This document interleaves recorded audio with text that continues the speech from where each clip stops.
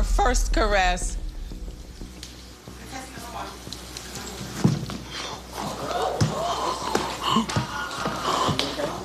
Heartbreaking news today about former talk show host Wendy Williams. New court documents filed by her legal guardian say she is now permanently incapacitated by her ongoing health battle. The big winner last night was Beyonce. She won the Fashion Icon Award. So this is your fashion icon, everyone. This is your icon. She made a living asking the question, "How you doing?" And for 12 years, millions tuned in just to hear her answer it. Wendy Williams wasn't just a talk show host. She was the one who said what everybody else was thinking. The woman who turned celebrity secrets into daytime ratings gold. From the radio booths of Hot 97 to the bright lights of her own syndicated show, she built an empire on other people's scandals, their divorces, their addictions, their falls from grace. She was untouchable, the queen of all media, the shock jockette who made gossip an art form and never apologized for it. But somewhere between the Graves' disease diagnosis, the husband's love child, the empty bank accounts, and the courtroom guardianship that stripped her of her own money, Wendy Williams became the story she used to tell. By 2022, her show was canceled without her even being there to say goodbye. By 2024, the world learned she'd been diagnosed with dementia, locked away in an assisted living facility, fighting just to be seen. The woman who exposed everybody else's pain on national television couldn't escape her own. This is the story of Wendy Williams, the queen who asked all the questions until she became the answer nobody wanted to hear. It started in a house that looked like it had everything figured out. July 18th, 1964. Asbury Park, New Jersey, a shore town with salt air and summer tourists, the kind of place where black families built quiet, middle-class lives away from the city chaos. Wendy Joan Williams came into a world where expectations were high and excuses didn't exist. Her mother Shirley was an educator who believed in books and discipline. Her father Thomas was a school principal who ran his house the same way he ran his hallways. Strict, structured, no room for nonsense. They weren't rich, but they were respectable. And in Ocean Township, where they raised Wendy and her siblings, respectability was the currency that mattered. But Wendy never quite fit the mold her parents built. She was loud where they wanted quiet, curious where they wanted obedient, hungry for attention in a family that valued blending in. She's talked about those years in interviews, the feeling of being seen but not heard, the sense that she was too much for the life her parents imagined. So she found a different stage. In high school, she was the girl with opinions, the one who talked back, the one who made people laugh or uncomfortable depending on the day. She knew early on she wanted to be on the radio, not TV. She wanted to be heard, not seen. That distinction mattered. Radio meant you could be raw, unfiltered, real, without someone judging your face, your body, your blackness in ways TV always would. 1986, she graduated from Northeastern University in Boston with a communications degree, ready to break into an industry that didn't make space for women like her. Her first job took her far from home, UVIS in the Virgin Islands, an island station where she learned the mechanics of the booth, the rhythm of the airwaves, the art of keeping people listening, even when they had no reason to care. It wasn't glamorous, just hot, isolated work, but it taught her something crucial: how to survive when nobody's watching. From there, she moved like a woman on a mission. Washington, D.C. at WOL, back to New York at KISS-FM, then WRKS. Each stop a ladder rung, each city a lesson in how to command a microphone when the industry assumed you couldn't. She paid dues in markets that chewed up and spit out voices every week. She watched male DJs get chances she didn't. She learned to be sharper, faster, meaner if she had to be. By the early 90s, Wendy had the degree, the voice, and the drive. But New York radio wasn't ready for what she was about to become. New York radio in the early 90s was a battleground, and hip-hop was the crown everybody wanted. Hot 97, WQHT on the dial, was the station that mattered, the one that could make or break a career with a single spin. It was loud, it was male, and it was unapologetic. When Wendy Williams walked into that building, she wasn't supposed to last.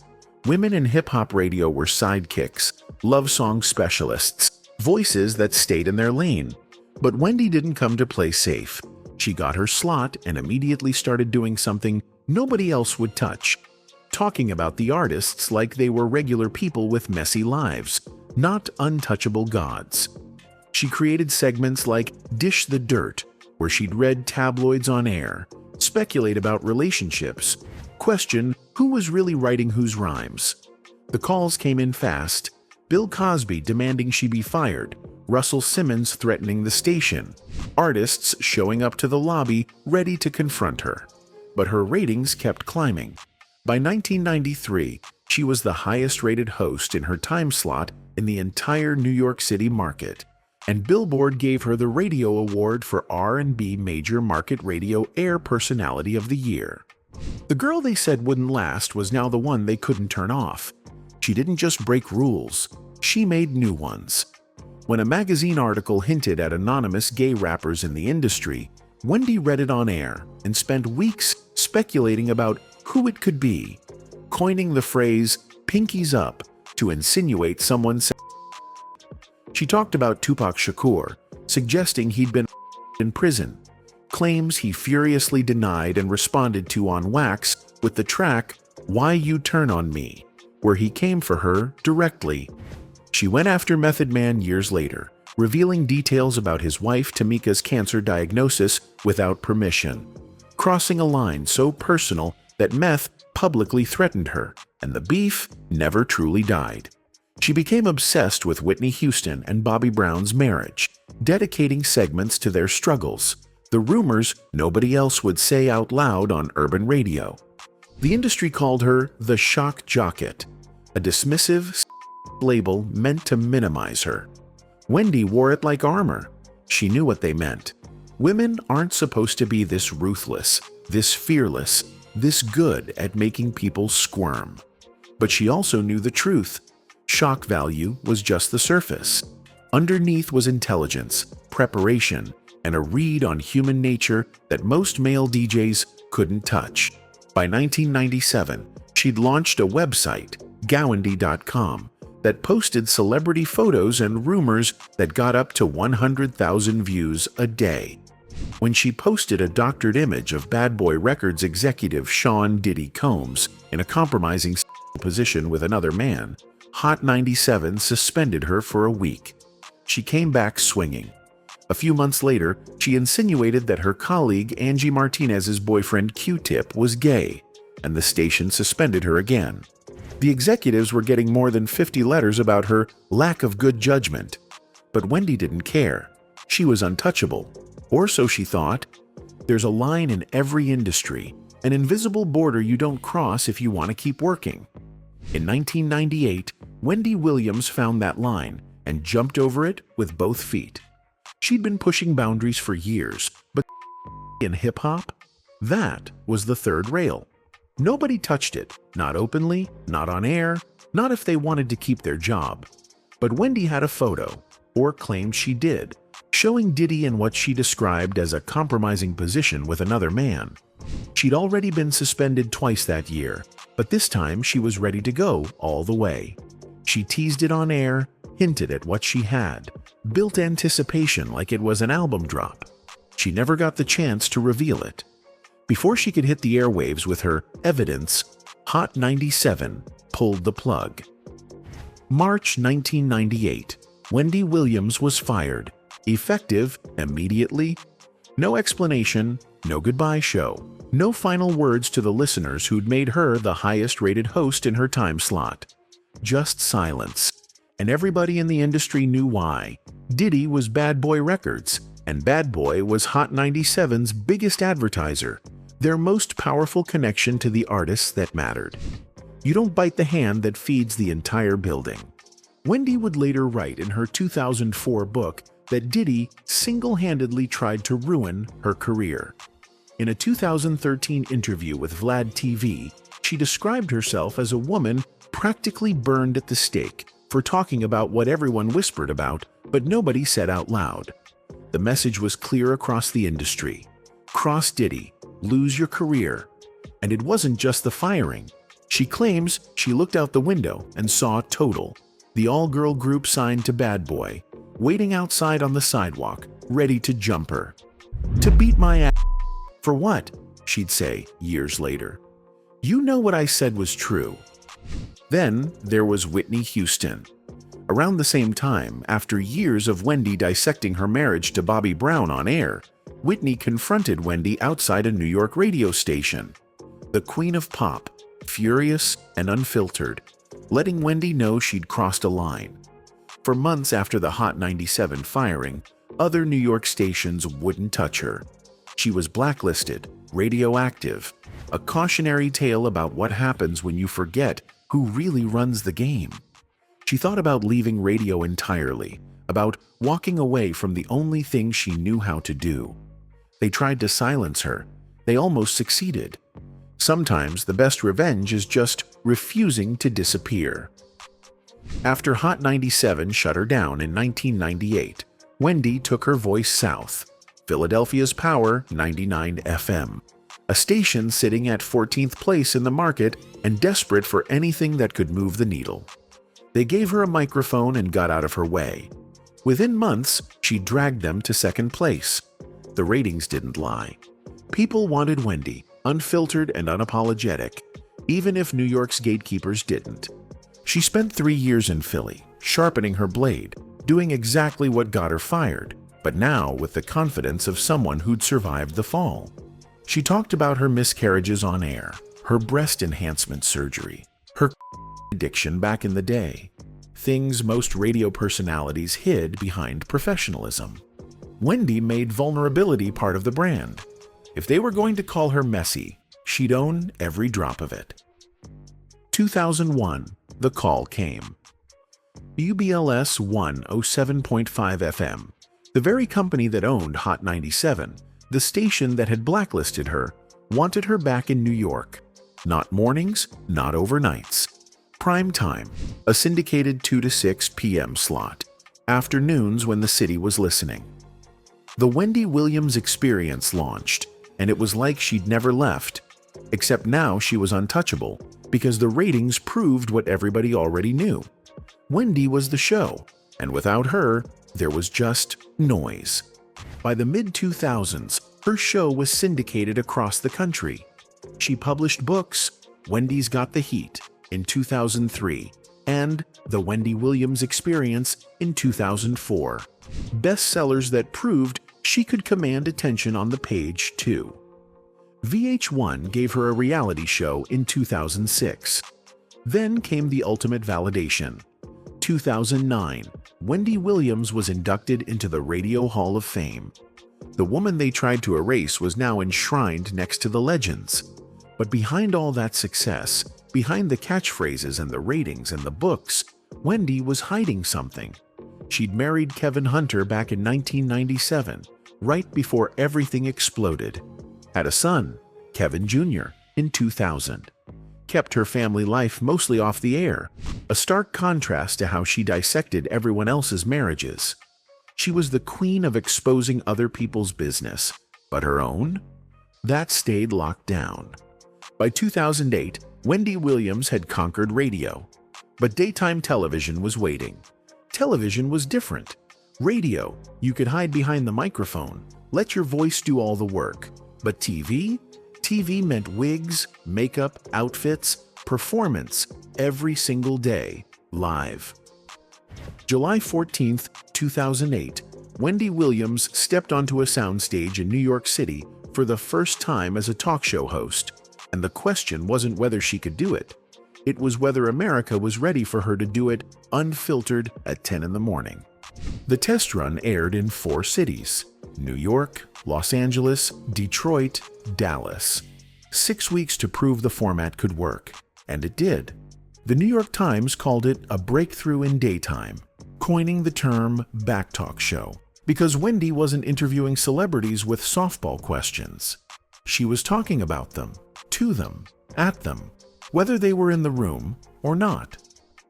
By July 13th, 2009, The Wendy Williams Show went into full national syndication, airing in 54% of U.S. TV markets and growing fast. The set became iconic almost immediately. That purple chair, plush, royal, throne-like, where Wendy would sit cross-legged in her blonde wig, Louboutins gleaming, hand raised for the signature "How you doin'?" greeting that the audience would scream back in unison. Behind her, a wall of wigs in every color and style, a visual reminder that Wendy Williams was always performing, always in costume, always bigger than real life. The show opened the same way every episode. Hot topics, 20-plus minutes of pure, uncut celebrity gossip, where Wendy read tabloids, showed paparazzi photos, speculated wildly, and gave unsolicited advice to famous people who'd never asked for it. It was radio on camera, and it was addictive. By 2010, BET picked up the show for international syndication, airing in 54 countries. The show was averaging 2.4 million viewers a day, trading spots with Ellen DeGeneres as the #1 female-hosted daytime talk show in America. She got Daytime Emmy nominations in 2015, 2016, and 2017. The show got renewed through 2020 in a deal that guaranteed stability and money, the kind of contract that meant Wendy Williams had finally, truly made it. But here's what the cameras didn't show. Kevin Hunter, the man she'd married back in 1997, was now her manager and executive producer, controlling every aspect of her career and her money. He sat in production meetings, signed her checks, made hiring and firing decisions. On paper, it looked like a power couple running an empire together. Behind closed doors, it was something else entirely. And then there was her body, starting to betray her in ways she couldn't control. 2017, during the Halloween episode, Wendy fainted live on air. Dressed as the Statue of Liberty, mid-sentence, she just collapsed. The footage went viral, millions of views, people making memes and jokes. She came back after the commercial break, laughed it off, kept going. A few months later, she revealed the truth. Graves' disease, an autoimmune disorder that attacks the thyroid, causes exhaustion, tremors, bulging eyes. She'd been diagnosed years earlier, but kept working through it, kept performing, kept showing up even when her body was screaming for her to stop. For a decade, Wendy Williams was unstoppable. But behind the wig and the applause, the woman was breaking. And the man she trusted most was the one breaking her. The thing about secrets is they never stay buried forever, no matter how deep you think you've got them. And the secret Kevin Hunter had been keeping? It had a heartbeat. For 22 years, Kevin Hunter wasn't just Wendy's husband. He was her manager, her executive producer, her financial gatekeeper. Every check she earned, every contract she signed, every decision about her career went through him first. On paper, it looked like partnership. In practice, it was control. He'd been there since 1994, before the Hot 97 days, before the fame, back when she was still climbing. She trusted him with everything, her money, her show, her life. And while she was on that soundstage every morning telling America how to spot a cheating man, hers was living a double life she refused to see. The woman's name was Sharina Hudson, and the affair had been going on for over a decade. Not a one-night mistake, not a moment of weakness, a whole separate relationship, complete with its own apartment that Kevin was paying for with Wendy's money. People in the industry knew. Whispers floated around for years, the kind of gossip Wendy would have torn apart on Hot Topics if it were anyone else's marriage. But when it's your own life, you can convince yourself the rumors are lies, that loyalty means something, that the man you built an empire with wouldn't betray you like that. March 2019, the secret became a baby girl. Sharina Hudson gave birth to Kevin's daughter while he was still married to Wendy, and this time there was no hiding it, no spinning it, no pretending it away. The tabloids ran with it, photos, timelines, receipts. And Wendy, the woman who'd spent 3 decades exposing other people's messy lives, had to face hers on a national stage. But the headlines didn't show this. Wendy was already falling apart. Throughout 2018 and into early 2019, something was visibly wrong. She'd miss episodes without explanation, show up late, stumble over words, slur her speech in ways that didn't sound like the sharp, quick-witted Wendy everyone knew. Her eyes looked distant sometimes, like she was there but not really there. And in March 2019, Wendy finally told the truth. She'd been living in a sober house, battling addiction while still trying to host a daily talk show, still trying to smile for the cameras, still trying to convince America and herself that everything was fine. April 10, 2019, Wendy Williams filed for divorce after 21 years of marriage, citing irreconcilable differences in a New Jersey court. 5 months later, in September, she fired Kevin as her manager and executive producer, cutting him out of her show and her money for the first time in over 2 decades.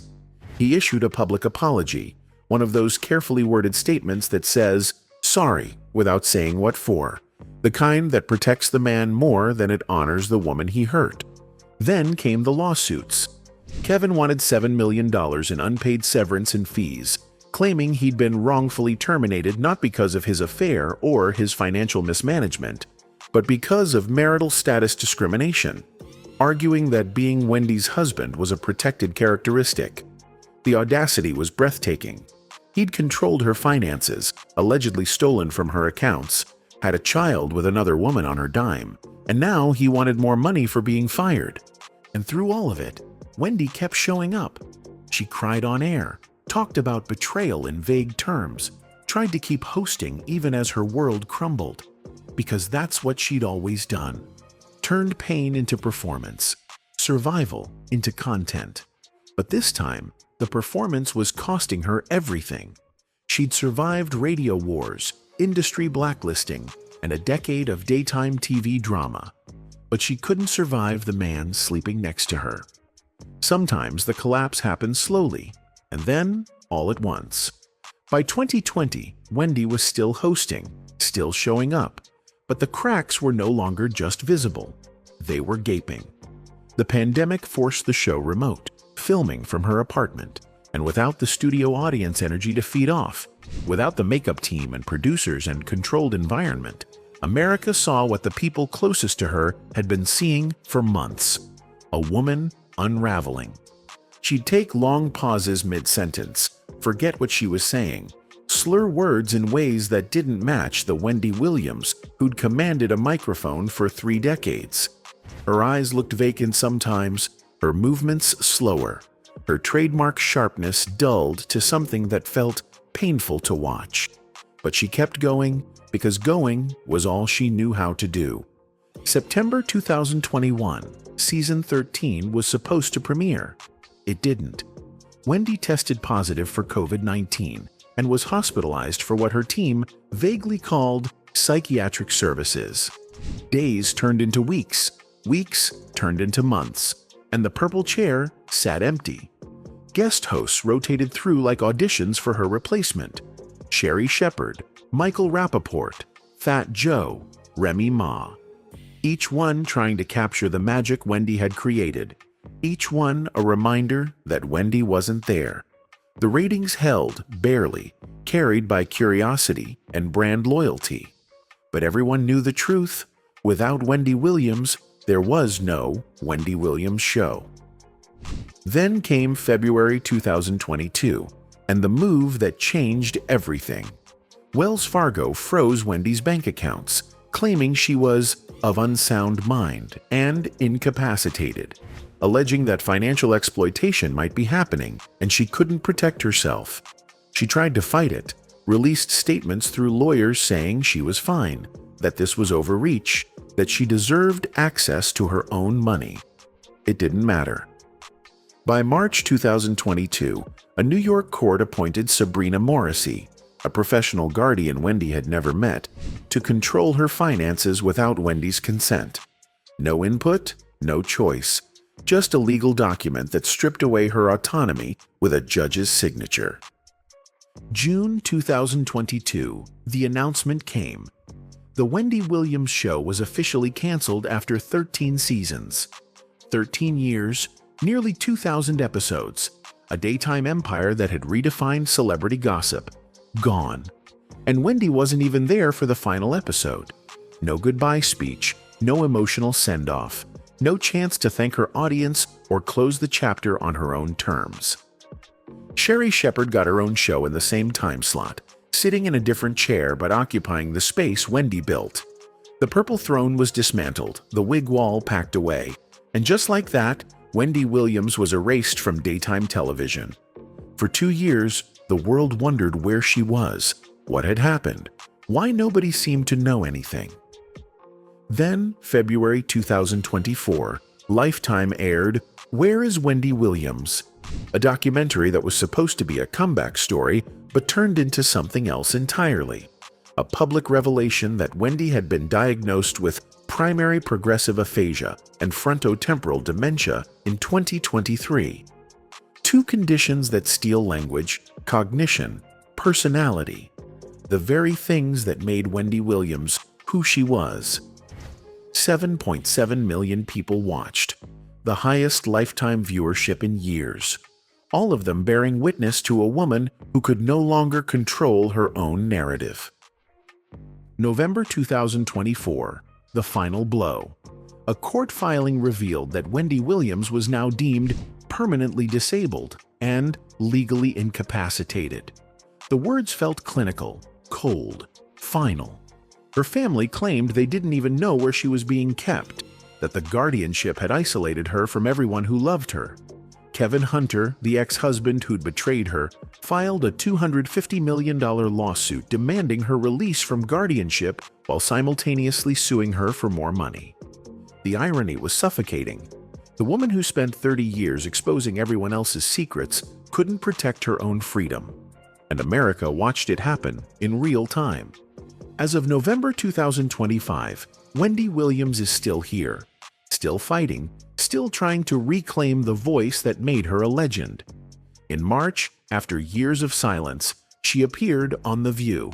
Just 2 days after a court-ordered psychiatric evaluation deemed her no longer mentally incapacitated. She sat on that couch, older and softer than the woman who used to sit in the purple chair, and said the most important thing to her was getting out of guardianship. Her words were measured, careful, like someone who'd learned that everything you say can and will be used against you in a court of law. July 2025, she celebrated her 61st birthday at Peter Luger Steakhouse in New York City, dressed in a green and white patterned mini dress, trademark silver W necklace gleaming, surrounded by family who've been fighting for her freedom since the guardianship began. Eyewitnesses told Page 6 she looked better than ever, smiling, present, alive in ways the documentary 2 years earlier suggested she might never be again. A neurologist challenged the dementia diagnosis that same year, questioning whether Wendy Williams was ever as incapacitated as the courts claimed, or whether she was simply a woman battling addiction and trauma who got trapped in a legal system designed to protect her into silence. Her son Kevin Jr. and her niece Alex have been vocal, claiming the guardianship is isolating Wendy from the people who actually love her, while the man who betrayed her files lawsuits demanding both her freedom and $250 million of her money. The contradiction is grotesque. The ex-husband who had a baby with another woman while stealing from her accounts, now positioning himself as her savior while simultaneously trying to drain whatever's left. But here's what they can't take from her: the legacy. Every podcast host who reads celebrity gossip, every commentary channel on YouTube breaking down famous people's drama, every talk show segment dedicated to spilling tea. That's Wendy's blueprint. She pioneered a format that's now worth billions across digital media, turning gossip from tabloid trash into appointment viewing, proving that the mess is the message and authenticity, even cruel authenticity, sells. Clips of Wendy being messy still go viral daily on TikTok and Instagram. The death stare, the "wait what" reactions, the savage reads that made her must-see TV. Sherry Shepherd, who took her time slot, has said publicly that Wendy paved the way. Keke Palmer, hosting her own talk show now, cited Wendy as inspiration for keeping it real. But the tragedy isn't what Wendy gave to media, it's what media took from her. She spent 30 years asking, "How you doing?" to millions of people, and nobody thought to ask her back until it was too late. We loved the spectacle, the fainting, the slurring, the visible unraveling, because it was content, because her pain was entertaining in the same way she'd made other people's pain entertaining for decades. The irony is suffocating. The woman who built an empire exposing everyone else now can't speak for herself without a judge's permission. Wendy Williams asked, "How you doing?" for 3 decades, and nobody thought to ask her back. Maybe that's the real tragedy. We loved the show too much to see the woman drowning in the spotlight.